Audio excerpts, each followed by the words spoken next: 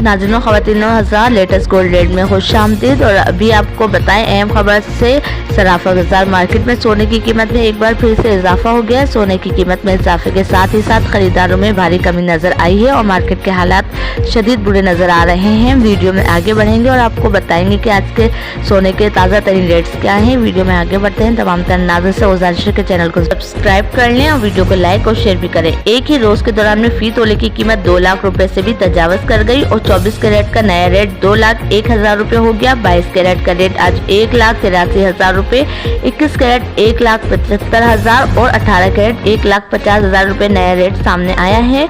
10 ग्राम के मुताबिक 24 कैरेट की कीमत 1,71,810 रुपए, 22 कैरेट की 10 ग्राम कीमत 1,57,490 रुपए है और 21 कैरेट की 10 ग्राम 1,50,300 और 18 कैरेट 1,28,900 रुपए नया रेट सामने आया है।